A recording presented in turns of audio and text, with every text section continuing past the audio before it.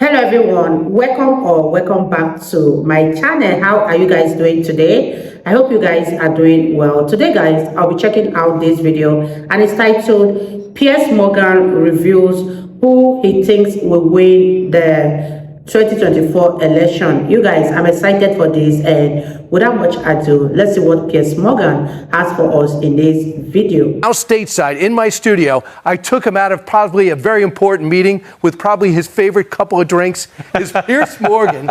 Piers, great to see you. Great to see you, Brian. Fantastic. You remain the only man who can get me out on a Saturday night onto television rather than some fancy restaurant. Thank you. It's at the top of my resume. Where do you see, as just being here a week, you went to the MSG rally. Very curious where you see it. I think it's fascinating. It's electrifying, right? The whole world is watching this election. I remember a period about 5 months ago when everyone feared it might be the most boring race in history. Two old guys duking it out again.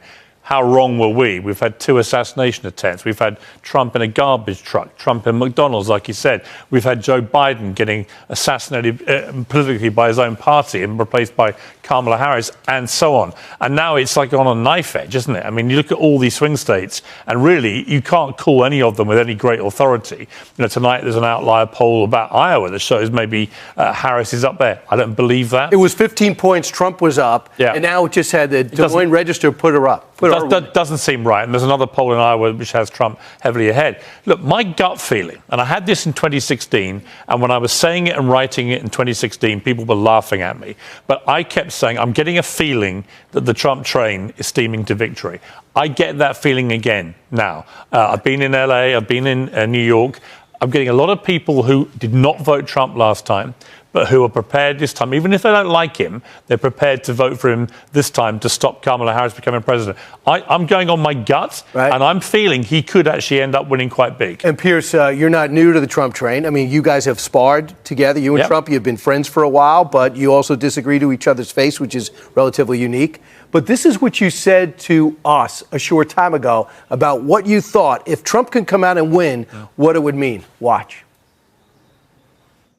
It is one of the great comebacks in political history. And I read a column for The Sun in London this week, likening it to when Sinatra was thrown to the wolves in the late 40s, thought his career was over, all done and dusted. And then, boom, he comes back from here to eternity. He wins an Oscar for Best Supporting Actor, and his career becomes one of the most iconic in the history of American celebrity show business.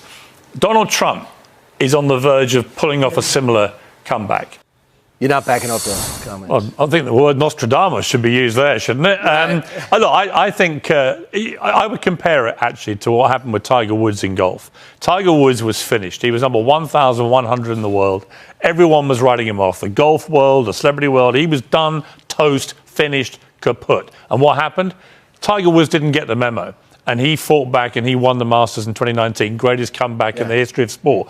If Trump pulls this off, and it is obviously incredibly close, but I think he will pull this off. And if he does, it is the greatest comeback in the history of politics. He becomes the Tiger Woods of politics. And it would be an extraordinary thing. We can remember, can't we? Start of 2022, it was over. You know, Ron DeSantis was surging away in the polls for the Republican nominee, and Trump was gone, done. Look at him now. It's incredible. He was by himself in Mar-a-Lago, and now he's got a better team around than ever before. The other question I had, only you can answer, is what's the rest of the world think about him as a leader? Because we keep hearing that the rest of the world didn't like him. But I talked to the president of Poland, loves the guy. And then I talked to Prime Minister Boris Johnson this week. And I said, honestly, he's got a book out. He really likes you. You have the very similar accent. This is what he said about Trump as a global leader that he saw. Wow, you guys, what are your thoughts on this video? Piers Morgan really predicted right, because Donald Trump made an epic comeback, and now we all know that he has won the election, and we are so happy. What was your prediction? Did you predict Donald Trump winning this election, or you thought Kamala Harris would take the trophy home? Leave your thoughts in the comment section down below, and let's continue watching, you guys. I had a good relationship with him. With Donald Trump? Yeah, and if people, you know, liberal friends of mine in the UK kind of freak out when I say this, but I enjoyed his company. No, actually, do you like him as a person, or do you like him as a leader? Yes, do you like him as a leader? So I'm here as a terrible, I'm going to confess that I both, right? And I've always found him the model of kind of old world courtesy and charm. And he thinks the world needs a strong leader in America. I think a lot of people feel that. I think a lot of people think two things. One, that Trump, in his own blunt way, take NATO, for example. What did Trump do with NATO? He was misquoted as saying he wants to get rid of it. No, he didn't. He said, look, if America's going to pay the big lion's share of the costs of NATO, you will have to stump up and pay what you're supposed to be paying, and you're not. What's happening now? Have you noticed? Every other NATO country is now paying what they should have been paying. That is billions of dollars they wouldn't have been paying if Trump hadn't rattled the American saber of power. And America does that because America, in the end, has to do most of the heavy lifting. So I think Trump has a blunt way of going about things. Yes, sometimes his rhetoric can be, it can be controversial, it can be disappointing if you like him. Sometimes he'll groan and go, don't say that, Donald. But actually on the world stage, a lot of world leaders that I've talked to and interviewed, they have a respect for him. They do think he's a tough character. They do think he gets stuff done. And they do think this weird way he goes about dealing with people like Putin, like President Xi, like Kim Jong-un. He brings them in, if you like. And I think it's quite an effective tactic. You get these dictators, these very controversial foreign leaders. Trump gets them in, he sits down with them, he treats them with respect. Makes it quite tricky for them to pull stunts on his watch, and they didn't. Right. I also think that a lot of the issues he ran on in 2016 are more apropos today. Build a wall. Oh, we're not going to build a wall. Get rid of sanctuary cities. Oh, you're so mean.